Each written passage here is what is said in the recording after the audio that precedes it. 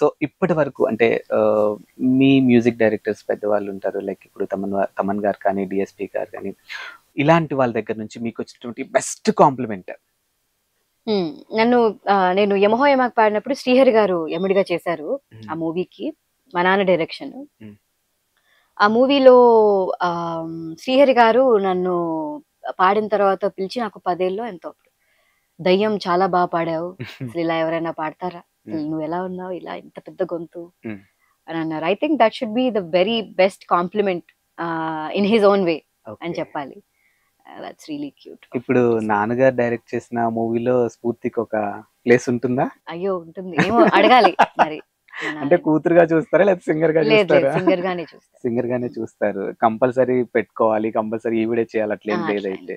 Okay. And బయట వాళ్ళకి ఇప్పుడు చాలా మంది డైరెక్టర్స్ కి కానీ, చాలా మంది మ్యూజిక్ డైరెక్టర్స్ కానీ స్ఫూర్తి పలానా వాళ్ళ అమ్మాయి అని తెలుసా? ఓ యా, తప్పకుండా. బికాస్ ఇది వరకు స్ఫూర్తి అనే ఉండింది. ఇప్పుడు wherever I go, it's my screen name కూడా స్ఫూర్తి జితేందరే. So Jitender is my dad's name. అవును. So that's how it is portrayed ఇప్పుడు. ఓకే. అంటే నేను ఈ ప్రశ్న ఇలా అడుగుతున్నానని మీరు తప్పుగా తీసుకోవద్దు, అండ్ వేరేలా కాదు. ఇప్పుడు మనల్ని ప్రేమించే వాళ్ళు ఎంతమంది ఉంటారు, మన హేట్ చేసే వాళ్ళు కూడా ఒక్కళ్ళిద్దరు డెఫినెట్ గా ఉంటారు. సో వాళ్ళకి ఈ సమాధానం ఇవ్వాలని నేను అనుకుంటున్నాను మీ ద్వారా నుంచి. ఇప్పుడు జనరల్ గా ఏమంటారు, ఆ అమ్మాయికి ఏంట్రా వాళ్ళ నాన్న డైరెక్టరు, సో ఖచ్చితంగా ఆపర్చునిటీస్ ఎదుర్కొంటూ వచ్చి డోర్ కొట్టేస్తా ఉంటే మిగతా వాళ్ళ లైఫ్ అలా ఉండదు కదా, ఇలా మాట్లాడుతూ ఉంటారు. బట్ స్ఫూర్తి లైఫ్ లో కూడా ఈ రోజు ఇంటర్నేషనల్ ప్లాట్ఫామ్ కి వెళ్ళగలిగిందంటే చాలా స్ట్రగ్లింగ్ ఉంటుంది. నాన్న సపోర్ట్ ఉంది, లేదని మేము అనట్లేదు, బట్ అఫ్ కోర్స్ తన ఓన్ టాలెంట్ కూడా ఉండే ఉంటుంది, చాలా స్ట్రగ్లింగ్ ఉంటుంది. సో మీ లైఫ్ లో మీరు బాగా స్ట్రగుల్ చేసినటువంటి ఫేస్? సో అలా హేటర్స్ అని కాదు, నార్మల్ పీపుల్ కూడా అనుకుంటుంటారు. జనరల్ డౌట్ కదా అది.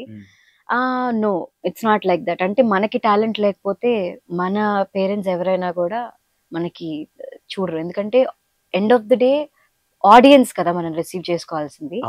సో నీకెంత వర్త్ ఉంది అదే చూస్తారు.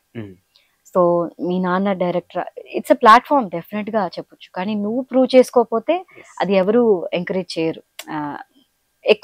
ఎక్కువ కాలం ఉండదు ఆ ఫేమ్ కానీ అది కానీ, సో రెప్యుటేషన్ కానీ. అండ్ నా struggle in the sense, I mean ఇప్పుడు ఎవరికైనా కూడా ఏదైనా కొత్తగా ట్రై చేయాలి అనుకున్న వాళ్ళకి 100%, అంటే అందరూ చేసేది కాకుండా కొత్తగా చేయాలి అనుకున్న వాళ్ళకి 100% ఆ స్ట్రగుల్ అనేది ఉంటుంది.